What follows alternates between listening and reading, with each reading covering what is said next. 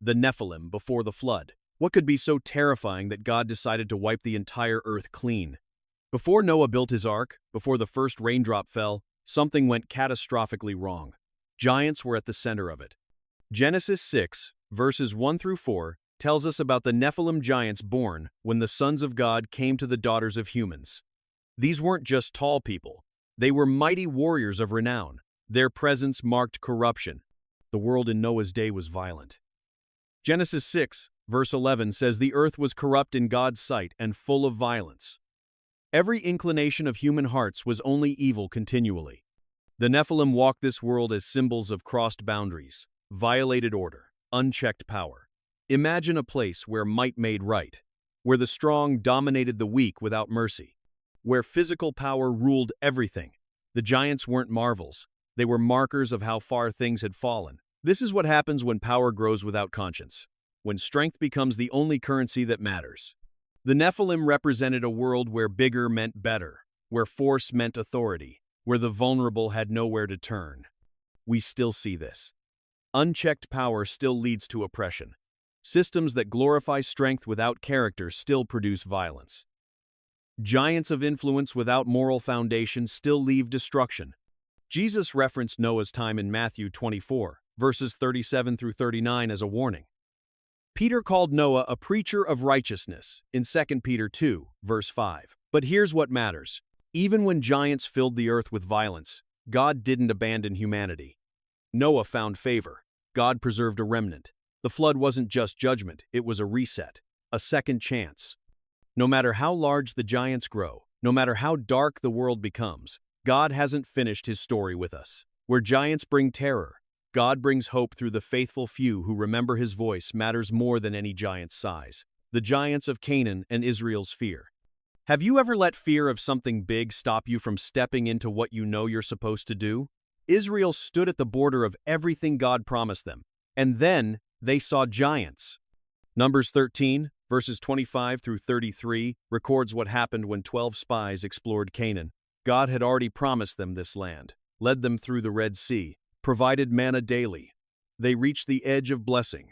12 men went in to scout for 40 days. They found everything God said they would. Abundant fruit, a land flowing with milk and honey, grapes so large it took 2 men to carry 1 cluster. Everything promised. But then they saw the giants, the Anakim, descendants of the Nephilim. 10 spies gave their report. We seemed like grasshoppers in our own eyes, and we looked the same to them.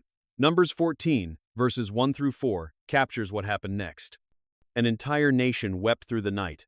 They wished they'd died in Egypt, wished they'd died in the wilderness. They even plotted to choose a new leader to take them back to slavery. All because of giants. Only Joshua and Caleb stood firm. "The Lord is with us," they said. "Do not be afraid of them." But the people wouldn't listen. They saw the size of the problem instead of the size of their God. We still do this. Let intimidating obstacles make us forget every past victory, every promise, every miracle. We see giants in our circumstances, and suddenly nothing else matters. Hebrews 3, verses 16 through 19 references their unbelief as a warning. 1 Corinthians 10, verses 10 through 11 calls their example instruction for us. Joshua and Caleb eventually entered the land. Fear delayed the promise 40 years, but didn't cancel it. God's promises outlast our fear. The giants were real. God was greater. An entire generation missed their destiny because they believed the giant's size more than God's faithfulness. But the promise remained. Those who kept believing eventually walked into everything God prepared, giants and all, Goliath and the army's paralysis. For 40 days, an entire army stood frozen while one giant hurled insults across a valley. How does one person's intimidation paralyze thousands? 1 Samuel 17, verses 1 through 11 sets the scene. Israel's army on one hillside, Philistines on the other, a valley between. Then Goliath emerges. 1 Samuel 17, verse 16 tells us, "He did this morning and evening for 40 days. Over 9 feet tall, bronze helmet, coat of scale armor weighing 125 pounds, bronze greaves, javelin on his back. His spear's iron point weighed 15 pounds. His armor-bearer walked ahead. Every morning and evening, Goliath stepped forward and shouted, 'Choose a man to fight me. If he kills me, we'll be your servants. If I kill him, you serve us. I defy the armies of Israel.' The response? Experienced soldiers, men who had fought battles terrified, retreating, hiding, not one man willing to face him. 1 Samuel 17, verse 24 says they were dismayed and terrified. For 40 days, Israel's entire military campaign stalled. One giant, one voice, one threat. This wasn't just fear of death. It was the paralyzing realization that their strength wasn't enough. Goliath represented something they couldn't overcome with normal strategy. Then David arrives. Not a soldier, just a shepherd bringing food. He hears Goliath's defiance and asks what no one else thought to ask. Who is this uncircumcised Philistine that he should defy the armies of the living God? We still let singular giants, one toxic voice, one overwhelming problem paralyze entire communities. We forget whose army we're part of. 2 Corinthians 10, verses 3 through 5 reminds us our weapons have divine power to demolish strongholds. 1 John 4, verse 4, says, "Greater is he who is in you." David's victory came through faith in God's name, not conventional weapons. Goliath's appearance brought 40 days of paralysis, national humiliation, potential conquest. But one person who remembered God's faithfulness changed everything. The giant fell. The Philistine army fled. The most terrifying thing about giants isn't what they might do, it's what they prevent us from becoming while we're frozen. But when one voice remembers God's power, paralyzed armies suddenly pursue enemies for miles. King Og and the last of the Rephaim. Sometimes the most terrifying giants are the ones who seem impossible to defeat because they've survived everything else. King Og of Bashan was the last of an ancient race of giants. The final one standing. Deuteronomy 3, verses 1 through 11 tells his story. After Israel defeated Sihon, they turned toward Bashan. Og came out against them with his entire army at Edrei. The text emphasizes Og was the last of the Rephaim, the final survivor of a race of giants. His bed was made of iron, over 13 feet long and 6 feet wide, still on display in Rabbah as proof of his size. He ruled 60 fortified cities with high walls, bronze gates, and bars. His kingdom stretched across strategic territory. He was ancient, powerful, seemingly undefeatable, a relic from an earlier age who had outlasted all the others. Israel could have seen him as impossible, the last giant, the strongest, the one who survived when all others fell. But God said to Moses in Deuteronomy 3, verse 2, "Do not fear him, for I have delivered him into your hands."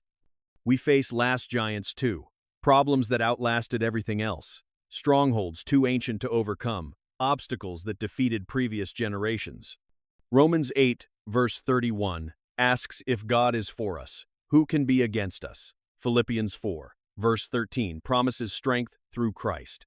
Og fell completely. Israel left no survivors and took his land. The last giant fell just like the others. What made Og terrifying wasn't just his size, it was his survival, his seeming invincibility. But God doesn't measure obstacles the way we do. The giant who outlasted everything else still couldn't outlast God's promise to his people. His survival record meant nothing against God's faithfulness record, the giant sons of Anak and Caleb's conquest. What do you do when you're 85 years old and the giants are still there? Caleb faced the same giants that terrorized Israel 45 years earlier, and he asked for them. Joshua 14, verses 6 through 15, records the moment. Israel is dividing the promised land. Caleb, now 85, approaches Joshua with a request. "I was 40 years old when Moses sent me to explore the land, and I brought back a report according to my convictions. My fellow spies made the hearts of the people melt in fear, but I followed the Lord wholeheartedly." Then he asks for the hill country of Hebron, specifically where the Anakim lived, where giants still dwelt in large fortified cities. The same giants that terrified an entire generation, the same descendants of Anak that made warriors feel like grasshoppers. Caleb says in Joshua 14, verse 12, "Now give me this hill country the Lord promised me. You heard the Anakim were there with large fortified cities. But if the Lord is with me, I will drive them out." Joshua 15, verses 13 through 14 tells what happened. Caleb drives out the 3 sons of Anak, Sheshai, Ahiman, and Talmai, the very giants whose ancestors paralyzed Israel's faith. He takes the territory that represented Israel's greatest fear and turns it into his inheritance. We assume giants from our past are too established to confront now. We think we missed our moment. Hebrews 11, verses 33 through 34, says faith conquered kingdoms. 2 Timothy 4, verses 7 through 8, speaks of finishing the race. Caleb's victory brought peace. These giants were terrifying because of their persistence, their multi-generational presence. But Caleb's wholehearted faith, maintained 45 years despite waiting, proved stronger than any giant's legacy. They could have remained unconquered, a permanent limitation. Instead, they became Caleb's testimony. Faith doesn't have an expiration date, and God's promises outlast our delays. The giant brothers of Gath. What happens when defeating one giant just means more giants step forward? Goliath wasn't alone. He had brothers, and they all wanted revenge. 2 Samuel 21, verses 15 through 22 records 4 battles against giants during David's reign. Years after Goliath's death, war breaks out again with the Philistines. 4 different battles, 4 different giants, all relatives of Goliath from Gath. First, Ishbi-Benob corners David with a new sword and a bronze spearhead weighing over 7 pounds. David, now older, grows exhausted. Abishai rescues him. Afterward, David's men insist he never fight with them again. Then Sibbecai kills Saph, another descendant of Rapha. Later, Elhanan kills Lami, Goliath's brother, whose spear shaft was like a weaver's beam. Finally, Jonathan kills an unnamed giant with 6 fingers on each hand and 6 toes on each foot, 24 digits total. He taunted Israel just like Goliath had. Victory over one challenge doesn't mean we're done. Sometimes defeating one giant reveals relatives, roots, connected systems that also need addressing. Spiritual battles require persistence beyond initial victory. Ephesians 6, verses 12 through 13, reminds us we wrestle against principalities and powers. James 4, verse 7 says, "Resist the devil and he will flee." 2 Samuel 21, verse 22 records, "These 4 were descendants of Rapha in Gath, and they fell at the hands of David and his men."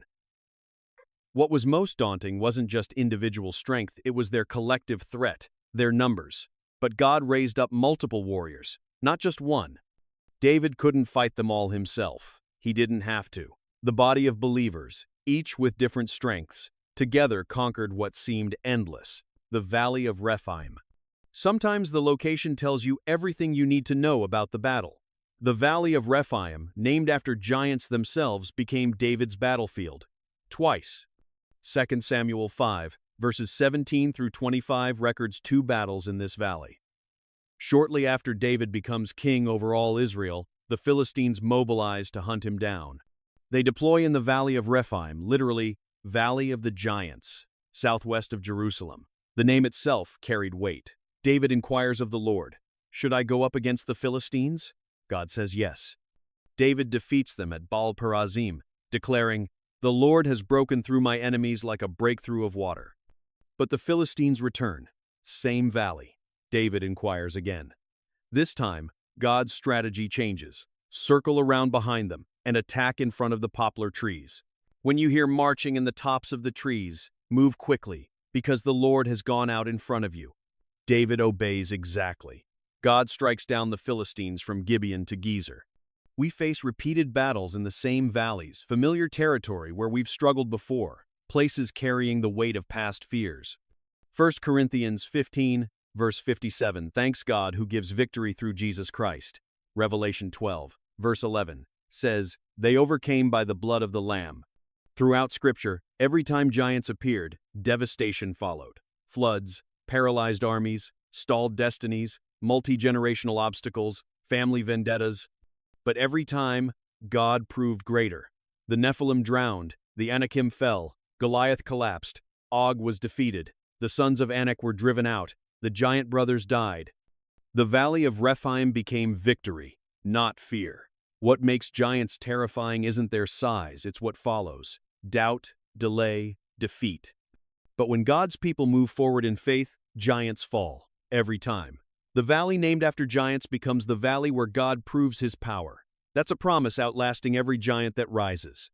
Tell me in the comments which of these hits you the hardest today. And if you want more content that doesn't skip the hard truths, make sure to subscribe so you won't miss the next one.